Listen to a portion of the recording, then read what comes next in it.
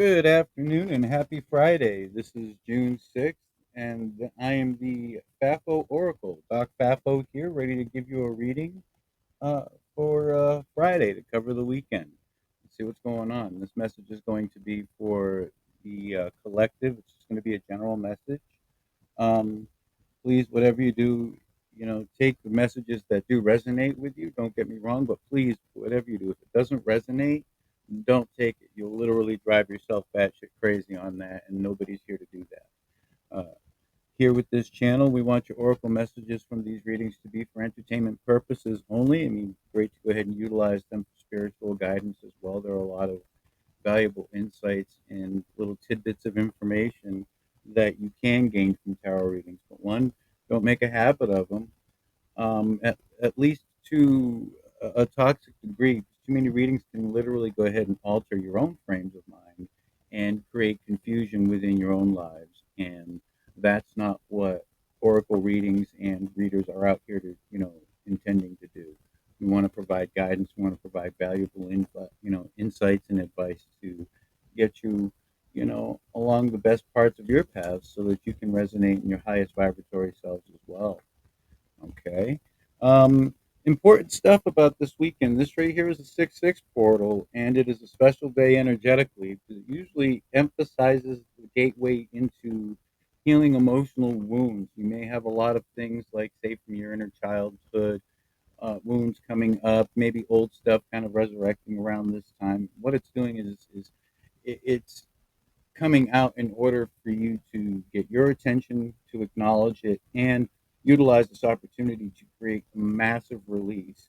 And so, with this right here being this huge portal focused all around, healing these emotional wounds and everything like that, I think we've gotten some peaceful reassurance by spirit with this very important day coming in on Friday, and divinely it's considered the day of love, and it was named after the Norse goddess of love, uh, Freya. Also Frigg, depending on what part of the pantheon and what your lineage is that you follow. It's not my pantheon, but I know that in a matter of folklore, it does carry a major significance. You can go across all the different stories in history and see the way these plug in. Um, oh wow! I don't know if you can hear that in the background, but every once in a while, I get a hawk, a Cooper's hawk, that comes around and makes its presence known. I've been waiting for this one to come around. Saw it in the distance earlier, and in a little while, I'll put out a number of shorts with channeled animal messages that I've gotten. And I've been encountering 5 different animals today, and the way they came up um, created uh, some very valuable moments of introspection, which tells me that there were just messages that needed to be channeled. And those are going to come out in shorts here in a little bit. But right now, let's go on ahead and get into this reading. All right, so looking at everything, let's see what what's our overall energy for the reading. Do we want to go to the oracle deck? Do we want to do this? Do we want to do that? Let's check out the Kipper. How's that? All right, so as I'm shuffling these cards, I'm calling uh, our ancestors and spirit guides, archangels. Let's see, Michael, Gabriel, and Metatron. May I ask you to come down and create a ball of protection around us of light to go on ahead and bring these messages out in clear and concise communications so that they will fall exactly where they need to be led, uh, meant to go, if you will. Get me. Sometimes it's difficult to multitask. So I'm, shuffling and calling in the protective energies, but I tend to do this quietly, and so it's much easier as it flows through. And what I will ask, especially through the 6-6 portal, is please, if you would, Spirit, touch upon the people's hearts that are coming here to receive their messages so that they can focus more clearly on what they may need to heal within themselves. We all are on our journeys, and every single one of us, I think, is inherent in our paths. Really wish to know the best ways to move forward, whether it it's to gain the knowledge about what's coming up or how to reflect on the things of the past. And we ask that maybe you can emphasize that information to our collective today, Spirit. And thank you. All right, so let's go on ahead and figure out our overall theme. And it looks like the Kipper is telling us unexpected income. It came out in reverse, but with the Kipper, I don't usually read in reverses. So let's take a look at the unexpected income. Hmm. All right, so it's being covered by the number 27, and usually that deals with. No, that's not what's coming in. I don't know. I'm getting something a little bit more specific around here. Um, in fact, this right here isn't really feeling like monetary like wealth whatsoever. What I'm picking up here with this unexpected income is maybe an incoming sense of emotion that allows for you to feel the abundance of your own values, your own self-worth, your own esteem, if you really reflect upon that. I'm picking up a lot of that energy here with the unexpected income. I think through this portal, and maybe just throughout the weekend, our eyes are going to end up being opened energetically or divinely, influenced to see a lot of what is coming through in order for us to really pay particular attention in what it is that we're going to feel. All right, so now that we've got that, I'm actually going to go into the Rider Waite deck and pull from there. I'm going to go ahead and call this the FAFO Friday reading. And so it's not really going to be like with a formal spread or anything like that. We're basically going to channel what comes out, and I'll use the cards here to get that from me. All right, Spirit. So we're looking at the Five of Wands in reverse, which is a pretty good card to have coming out, especially around all of this. I mean, to me, I see that as a lot of release to the adversity and the obstacles. Three of Swords upright. That also makes sense. May I have one more, Spirit, please? All right. And what else does the collective need to see? Temperance in reverse. Now, I do usually roll with reversals on that, and I have the Four of Swords at the bottom of the deck. So let's take a look. All right, so we noticed that the Five of Wands came out in reverse, the Three of Swords upright, which that looks like that right there is kind of the overall energy in this reading, and I did get Temperance in reverse. This right here is also my Archangel Michael card. When it's upright, it does call for practicing, discretion, utilizing aspects of patience, and really finding that within yourself. With it being reversed, I'm taking a look at Archangel Michael holding, and if you'll take a look with me, a Two of Cups in reverse. So, picking this up, I'm.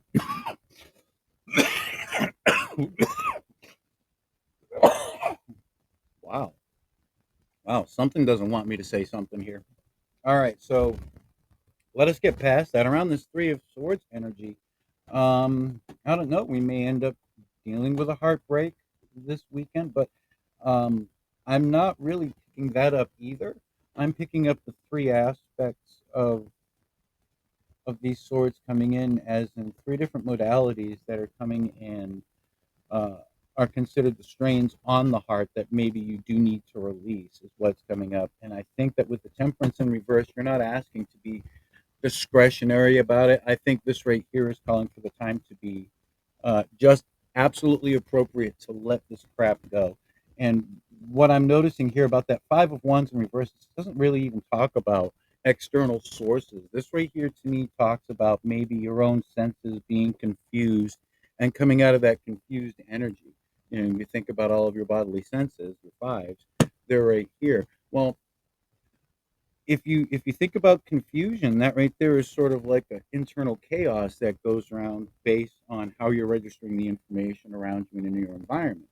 So if you take a look at your five senses in reference to, say, the Five of Wands upright, and if you know much about the elements, the senses are very much ruled by the element of fire because the senses themselves are literally what stimulate and catalyze all of the sensations, which is why senses come up in our body. And the element of fire resonates completely with things like sensations. You take a look at herbology, um, elements of fire for plants are usually considered the ones that have that kick to it. Cinnamon is considered based on the element of fire. Star anise, fennel, these different plants that create that kick, those are fire element type herbs. Same instance here if you look at the Five of Wands. So what you're being asked here to notice is that maybe there's some clearing up with all the conflict that's going around with your sensory confusion, and it's allowing you to see whatever these aspects here. And I don't know, I'm picking more of like maybe a mind body soul coming in that's been straining. So I'm getting more of a shift in the mindset around this, and I think maybe that's where it unleashes this unexpected, say, spiritual wealth, the spiritual abundance that's coming in.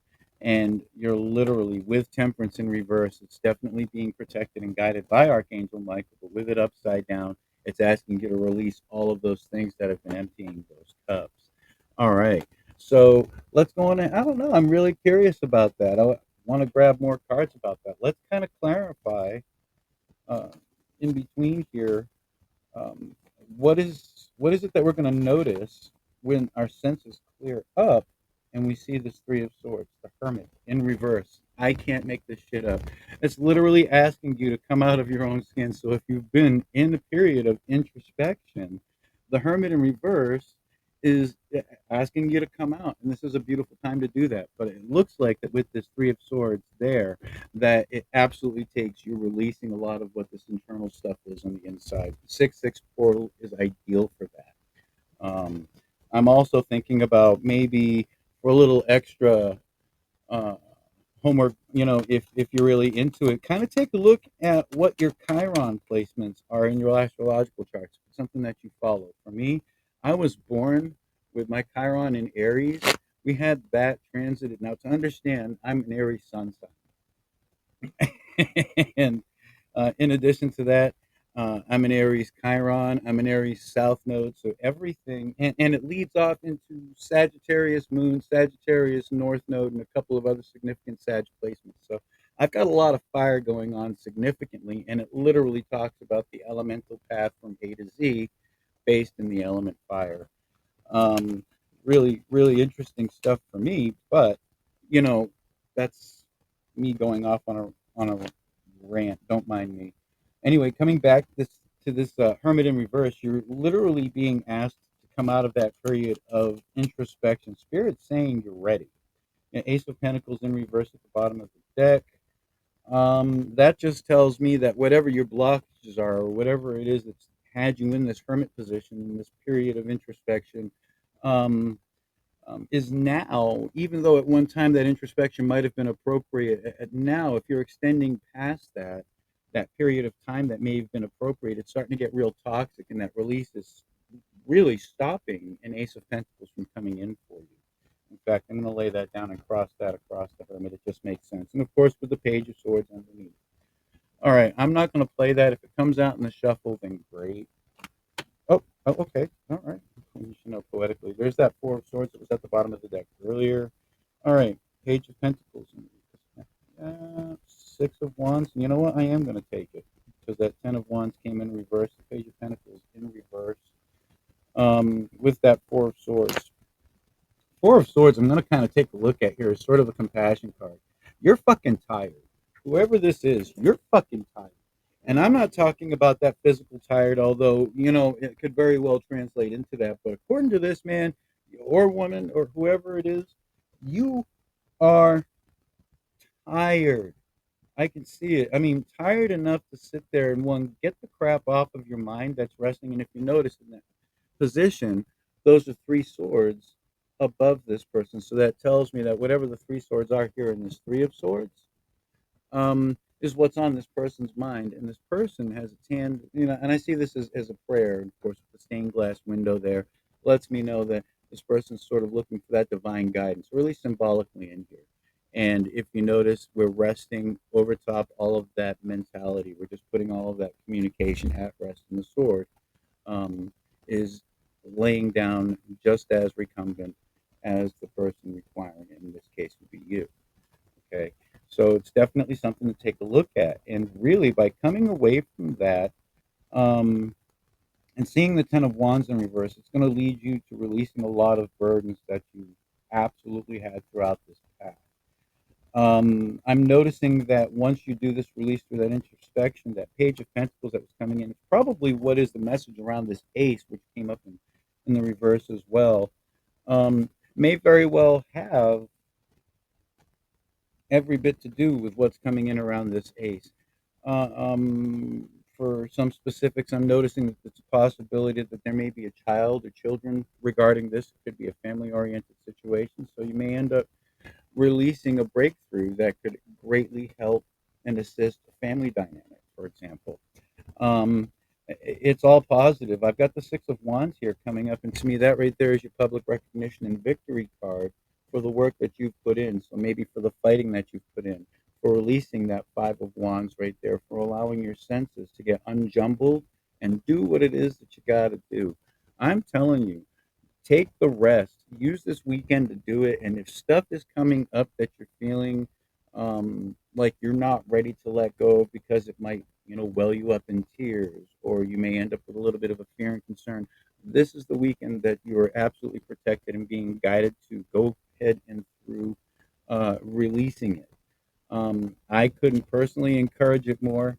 The thing of it is in theory, it always looks great when you're able to talk about it. But when it comes time to actually facing it and doing the work, I think that right there is when we realize and discover our blocks. And then from there, if we're brave enough, and oftentimes we tend to be, depending on the magnitude of what it is that we're faced with, um, we do tend to notice it, and we're able to break down these nuances. Here, symbolically, mind, body, and soul out of the Three of Swords coming up. So wherever it is that tedium comes is now, I'm seeing that being, life in general, being what's kind of been messed up in this whole thing. If you're amenable to every bit of this energy and you feel how it resonates, then you're absolutely coming into an opportunity to release it and sort of give yourself a clean slate. With that said, I'm actually going to get the Angel Energy Oracle deck out, and we're going to get a bit of advice from angels and figure out storm warning. Yep. Ooh, and the candle went out all at the same time. All right. So, yeah, with the storm warning, 10, there's another 10. All right. 10, 10. So, yeah, an ending is definitely coming up. Now, in this case, I want you to know that I don't look at a storm warning as necessarily being a bad thing. Storm warning in this deck kind of reminds me of maybe an upcoming tower moment or a warning of a tower moment. And tower moments in the tarot deck aren't necessarily negative either. All right. This storm warning tells me, especially with 30, Garden in the Gate at the bottom of the deck. I'm going to take that as well with adjacent possibilities following. That, yeah, going through this may end up feeling a bit disturbing with all of the emotions and stuff that you have to encounter within yourself and within the situation. But it's also letting me know that by going through this process with that Six of Wands coming out and validated by the Garden in the Gate, this is going to lead to a very peaceful and abundant period in your life, you know. And I think with this gate here, all that really is stopping you on this side of the gate before you enter is what this release is. And I highly recommend maybe looking into yourself, maybe digging into whatever your favorite meditations are, um, to connect yourself. Really stay grounded throughout this because it's going to require you to acknowledge a type of self love that maybe you're either not used to or are about to discover within yourself throughout this weekend and throughout the apex of this portal. And I don't know about you guys, but I'm here for it. I'm absolutely ready for that type of release in my life. I'm feeling the trickling edges of my own grief and feeling my life come back into balance and everything like that. And I really can't wait for an opportunity like this. And here we are today getting ready to release it. To put it into perspective, a year ago today, I would not have considered putting a video out on YouTube to do this because I spiritually, mentally, and emotionally felt like I wasn't ready. And yet here I am. That's the best example that I can give at this time. All right, so with it being FAFO Friday, with me being Doc FAFO, and with me absolutely having a deck of fucks to play with, let's go on ahead and figure out what the fuck to give should look like. So if we're going to give a fuck about this, and I encourage everybody to do so, it's such a beautiful reading. We'll go on ahead and ask Spirit. All right, and we're looking at two fucks. I'll say it again. Two fucks. All right. First one to come out, one of my favorite words is fuckology. All right. And fuckology is the personal study and analysis of how you can and do give your fucks. So, again, throughout all of this close analysis, literally consider where it is that you're providing um, that energy. Now, to break it down, I don't want you to think that I'm utilizing the word fuck just because it's a novelty.